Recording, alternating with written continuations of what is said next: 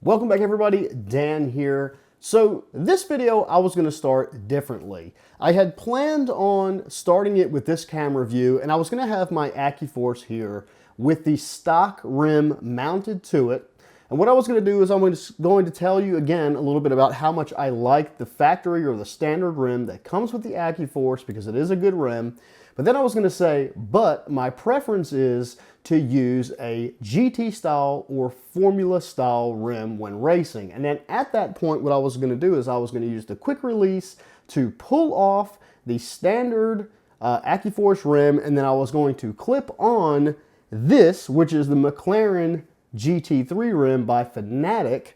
And it was going to kind of make for like a little bit of a kind of a cool intro, I thought, and that was going to be that.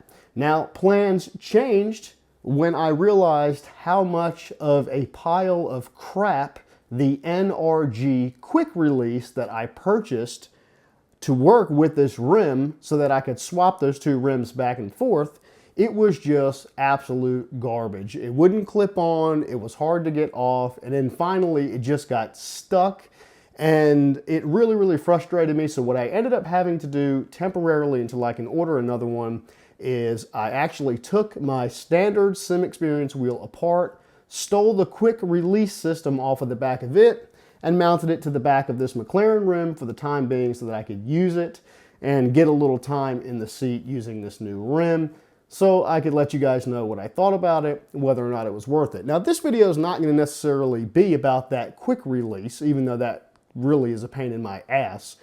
It's more about the Sim Racing Machines adapter that you probably can't see now, but it's right behind this McLaren GT3 rim that allows you to run this GT3 rim and utilize all the buttons with, in this case, a Sim Experience Accuforce V2, but they have adapters that are very similar for pretty much any one of the direct drive markets, direct drive wheels on the market.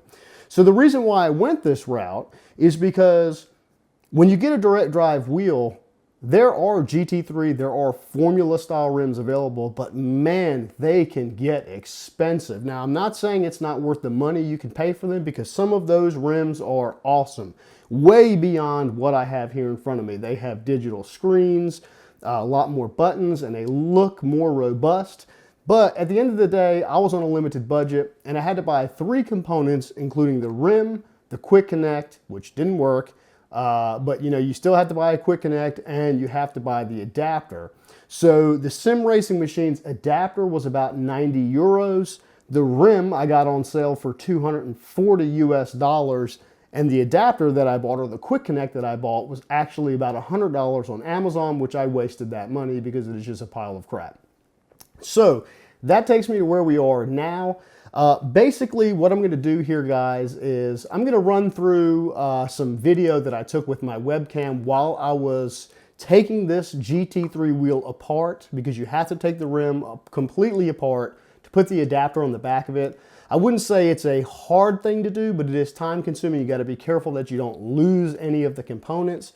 And you do have to have quite a few different kind of tools, and it's very particular how you put things back together. So it's not easy, it's not hard, it's somewhere in the middle. Yeah, so basically I just had a camera rolling off to the side of my shoulder as I was kind of putting everything together. And what I'm going to do is just going to do a voice over pieces of those clips as I was deconstructing this rim, putting it back together with the adapter on the back of it. And then at the end of the video, I'm gonna take it for a couple of laps, kind of tell you what I think, tell you if I think it's worth the cost that I've got in this entire thing, and then we'll go from there. So hopefully you guys will enjoy this video. So next up on the docket is going to be the voiceover on the webcam footage that I took earlier when I was doing this swap. Okay, we'll talk to you in a minute. Alright guys, so here we are when we first started out. Basically, I'm just showing you the items we're going to be working with here. This is obviously the GT3 rim, the whole reason for getting the adapter. If you have no rim, there's no reason to have the adapter. And it basically is an exact replica of the GT3 rim. A lot of you that have Fanatec products probably already have that wheel. Here I am showing you the NRG quick adapter or quick connection that I ended up not using, but at this point I didn't realize it was not going to work well. And then here we are, I'm opening up the box that has the prized possession here. This is actually the adapter itself, and this thing is pretty neat. This is from Sim Racing Machines. And it really is a quality piece of equipment. As you can see there, I'm showing that it does come with all the bolts that you need as well. But all of the electronics inside of it and the bolts that they use and the coiled wires and all that is very, very high quality stuff. So I think it's highly worth the roughly $100 that I paid for it. And so here we are now, and I am unbolting basically the very plasticky quick connect system that comes on the rim from Fanatec that we will not be using here. So basically I am just unbolting these bolts, and then now I'm twisting them off by hand. In a moment it will be loose and we'll pull it on off of there. We will not be reusing this, so we do not need it. So you can, if you're going to do what I'm doing here, you can just kind of toss it off to the side. When you're done with it, there's a close-up of it. Basically, it is very plasticky, and I would not recommend using that, even on a Fanatec wheel. That opens up where you can see the actual connection system that's hooked into the cord that we're going to be pulling out of there. And I do have to say that it does look like it could bend easily. A couple more bolts here. I think it was about 4 more bolts we're undoing, and that will just loosen this end of the cable. That way when we're ready, we can pull it on out of there. As you can see here, I've gotten these hand tight, and I now have pulled them off at a little metal washer that was up there. Now we're going to start removing some buttons that we need to get off before we can actually start pulling the front case off. And these are pretty easy. You can just use any kind of little pry tool like I have here, and they'll pop right off. Just be careful not to lose them. As you saw, that one just went flying. Pretty easy to do. Just be careful you don't scratch it up. These two switches here have a little rubber grommet on top of them, and if you just kind of grab them with your finger, they will eventually peel up and come off, and that's what it looks like when you've got them off. Now what I'm doing is underneath these buttons that I pulled off, or these switches that I pulled off, there are nuts down there that are kind of hard to get your hand on. They're not super tight, but you do need some kind of tool to kind of pull them off and loosen them to begin with. And I found that needle nose pliers did the trick just fine. That's what I used. You kind of turn it upside down like I did here, and there are some washers that will fall out as well under those nuts. So be careful that you do not lose those washers. And you're going to kind of repeat this process for all of the buttons that need to come off here. Now here I am with a Torx, a T10 Torx bit, and I'm starting to remove the, I can't remember the exact count, but there's 9 or so T10 Torx screws that need to come out of there. And you just kind of work your way around, and eventually it will come loose for you. Now I've turned it over on the back because I'm not exactly sure what this little mechanism is for, but there's some kind of like lock on the back, and if you don't pull that out, the front casing will not come off. I'm not 100% sure what that is for, but you definitely have to pull it off. Once you get that off, you can then kind of turn it upside down and start to pry off the front casing, and it should come off very easily. Be careful and don't do what I did here. You'll see as I turn them over, a couple of the buttons up at the top fall out. So you're going to want to be careful that those do not fall out. Those are the only two, as far as I'm aware, that will fall out as the top two. Just go ahead and take those out, kind of move them off to the side just to make sure you don't lose them. It did seem like the rest of the buttons that were connected to the case were not going to fall out. So those are the two that you need to be worried about. Here I'm showing you the inside components and the electric board and all the cables and things like that. And what we're going to do now is be very, very careful to remove the existing cable that powers that board. The cable we're not too worried about if you're not ever going to use this with a Fanatec wheelbase. I am not. Cable I was not worried about, but you do want to be very careful with the connection that it came out of, which I am about to point at. That right there. Be careful with that you do not tear that up. You are going to plug something new into that. Once you get all of that unplugged, you will see that there are some very small screws that you can start undoing, and that's going to enable you to pull that entire board out of the inside of the wheelbase, and you kind of the rim, I'm sorry, and you'll just kind of work your way around until you get all of those out. And then you will see that the board will become loose, and you can pull it out of there with no issues. These screws are very small. That's why I'm having trouble getting it out. Be sure that you don't lose them. They are kind of tough to get out of there. The last two things you need to remove are the even smaller screws that are holding the, I guess it's an LCD display. I'm not really sure of the technology of the display, but it's the little digital display that you see through the face of the wheel. These screws are really, really small, so please be careful that you don't lose those screws.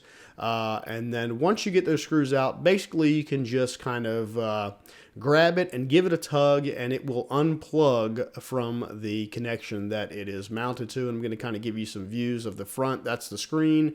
There's the connection you can see that I pulled out on the top there. And yeah, so simple as that. It kind of just pulls right out. You kind of put that off to the side so you don't lose it. Once you get to that point, you'll see that the board will be loose. You're going to want to be careful you don't bust any cords or cables as you're pulling it out, but you should be able to kind of just flip it over on itself and lay it down. Once you get that out, then you're going to try to finagle the cable out through the back. Now the cable connection is a little bit bigger and a little bit tough to get through that hole, but if you kind of just play with it a little bit, it will come through the back, and you can get it out of there. And like I said, if you're not going to reuse this cable, like I am not probably ever going to use this on a Fanatec wheelbase, you don't really have to be too careful with it, but that's what it looks like. That's the standard connection, both ends of it. We're going to discard that, so I just put it off to the side. As you can see there, when I turned over that board, you see those little rubber grommets that are falling out. They sit on top of a lot of the buttons on that board. I went ahead and just removed them all because no matter what I did, they kept falling out. And I didn't want to take the chance of losing any, so you can see here I went ahead and removed the rest of them and put them off to the side just so that I wouldn't lose any of them.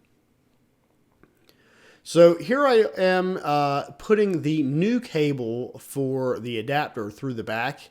It is a little bit smaller. It is easier to get through. It wasn't so difficult. Kind of just slide it through there for the time being and kind of shimmy those wires through without catching them on anything. I did find for this process it was easier for me to put a few of the bolts into the back of the rim just hand tight so that it wouldn't try to back itself out as I was pulling the cable through. That did help out quite a bit. Again, just hand tight here.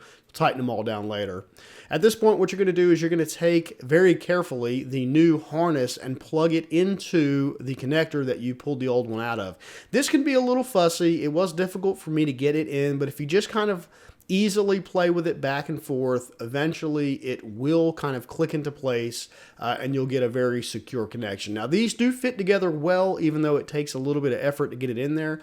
Just make sure before you close everything back up that that is actually in there good, and you should be able to tell. And then at that point you're kind of just going to wiggle it back and seat it back down into place, and just be very careful that you don't clip any wires, kind of move them out of the way, and just make sure everything's in a safe spot. And you can see I kind of gave it a couple of presses there just to make sure everything was good. And then you're going to basically just install and do everything in reverse here. So I'm going to install this little digital display, and it pops right into the connection. Then you put those very small screws back in. You want to be sure, guys, that you're only putting this stuff in hand tight. It doesn't have to be super tight. You don't want to take the chance of stripping any of this stuff. Once you put those small screws in, you can start working on the slightly bigger screws that actually hold in the circuit board here, which is what I'm doing. You're just going to make your way around. Again here, hand tight is really all they need to be. You want to make sure you don't bust anything. At this point here, guys, you see that I'm putting the two buttons back into the cover before I put the cover back on. And these will continue to slide out, and it's kind of a pain. So what I found the easiest thing to do was to hold it upside down like you see here, and then drop the actual base of the rim onto the front of the face, and then you can kind of turn it over and everything should sit in place like it's supposed to be without anything falling out. Here I am basically putting the T10 Torx screws back in. What I did here, guys, is I went around and very loosely hand tightened the corners and then kind of made my way around, got everything a little bit tight but still loose. And then once I finished that, I went back and kind of buttoned everything up with a more generous tightening. But still here, guys, you don't want to be very, very strong with this. You don't want to take the chance of busting it. So I just went kind of hand tight with that. Here, this part here was kind of difficult. I'm putting these washers and these nuts back on. This was probably the most difficult part out of the whole thing. It was kind of fidgety, kind of annoying, but if you're just careful, and I found if you use needle nose pliers, you can get those washers and those nuts back in there like they're supposed to be, and just repeat the process for each one of those switches and buttons that you remove those washers on. And once you finish up with that, you've basically got this thing put back together. You're going to put the switch with the blue labeling or the blue sticker that goes in the middle, and you just pop them on. They only go back on one way. It will only fit on one way, so don't worry about that. And then the other two white ones basically plug onto the top where they were before. So, you know, this is pretty easy process, guys. You just want to take your time, and I'm talking about the entire process here. You know, just take your time. And once you get the buttons on, you're going to flip it back over. You're going to continue tightening down the adapter itself with the bolts that it comes with.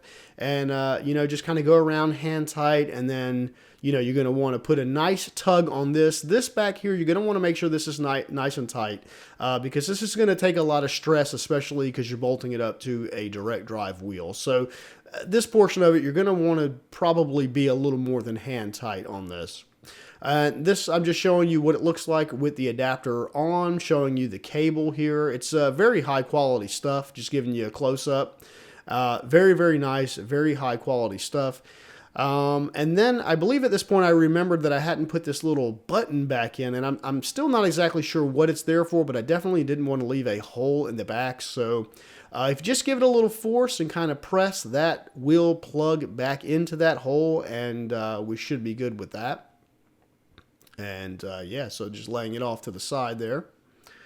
Now is kind of where I started to waste my time. Basically, long story short, I was hooking up this quick connection, quick release is what it's called.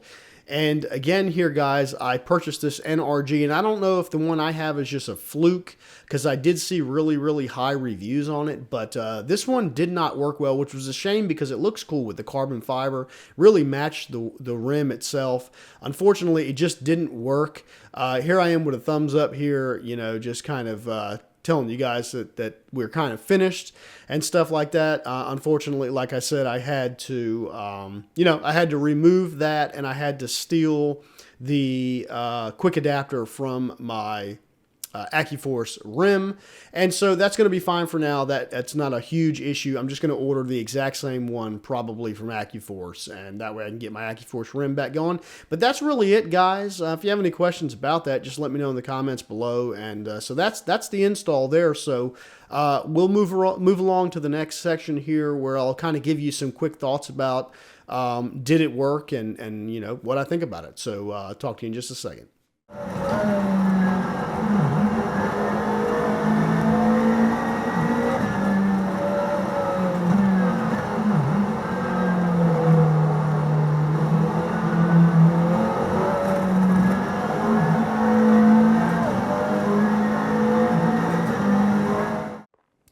Okay, so I've had some time to do some laps, and I've driven it long enough to find out what I needed to find out here so I can let you guys know. So what are my thoughts on this adapter? Well, there's not much to say here. I mean, the adapter is designed to do one thing, and it does that one thing very well. It allows me to use the Mclaren GT3 rim from Fanatec with my Accuforce wheelbase. Likewise, if you have a different kind of direct drive wheel, there's an adapter that's similar from the same company that will do the same thing for you. And that's what it's designed to do, and that's what it does. So there's really not a whole lot there to say. Now, do I think it's a bargain? Do I think this is probably the way to go over spending sometimes $1,000 for an actual specifically built GT3 or Formula style rim for a direct drive wheelbase? Yes, I do, because of the cost savings here. What little I've used this rim, this is actually a very, very nice rim. I'm actually surprised at the quality of it. It's much better than I thought it was going to be. So I think I'm really going to enjoy using this rim. It looks good, it feels good, it's the right size, it's the right weight, all that good stuff. And more importantly, with the adapter, I can drive it properly with enough power through my direct drive wheel. I've got $240 in this and about $100 in my sim racing machine's adapter to make it work. So we're looking at about $350, $360 total dollars that I've got in this, and I've got a nice GT3 wheel that I can use, and it's really awesome. And the last thing that I want to talk about, in other words, I would recommend you going this route. If you don't understand what I'm saying, that's what I'm saying. This is the route I would go. I wouldn't spend $600, $700 on one of those other rims, unless there's just one specifically that you want because it has the dash in it. But one thing I noticed is that if you're using a rim like this that has a cut off top, you're not really looking at anything down here. I'm always focused up here on the screen. You know what I mean? So having a bunch of stuff on here other than some buttons really isn't going to benefit me, I don't think. And it may not benefit you either. So, you're going to want to have that stuff up on screen. Now, this I want to show you guys is the harness that I pulled out earlier in the video. This is the plug that I undid, and this is the Fanatec connection that it goes inside, the Quick Connects, their version of Quick Connects. Now, I paid full price for this, or at the time was on sale through Fanatec's website for $240 US. But these wheels have a really big problem. I've seen this online a lot. I've seen other YouTubers talk about it, and I've seen it in forums, etc., on Facebook. These little prongs, and I don't know if it'll focus or not, but these little prongs on here that you saw earlier, they bend really easily. So when they bend, that pretty much ruins the wheel unless you're going to send it back to Fanatec.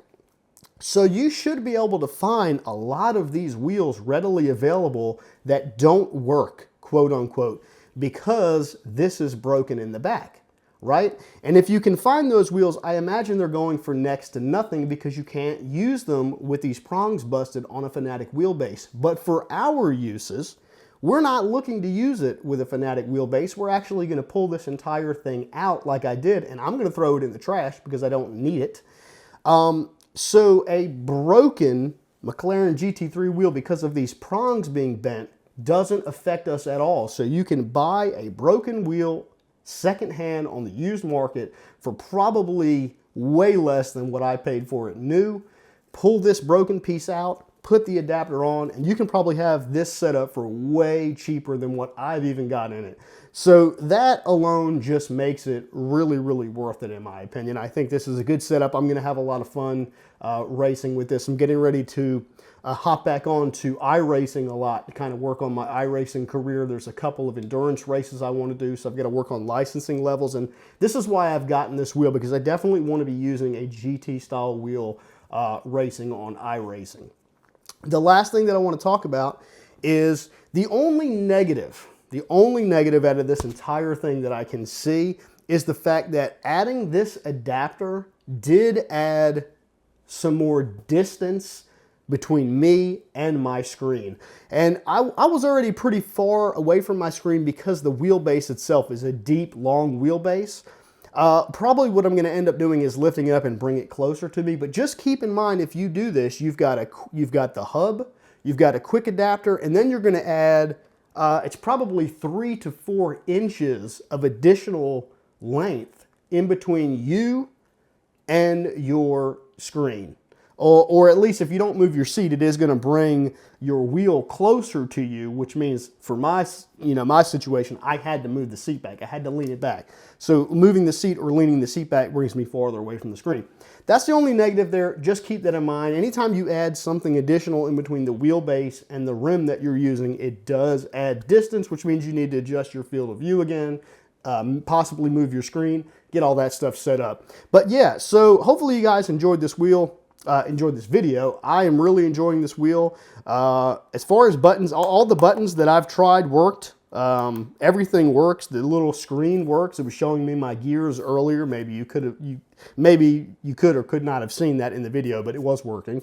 And so yeah, that's really all I had to say about it. Like I said, guys, it does exactly what it's supposed to do. It is intended to make a McLaren GT3 rim work with a direct drive wheelbase, and it works.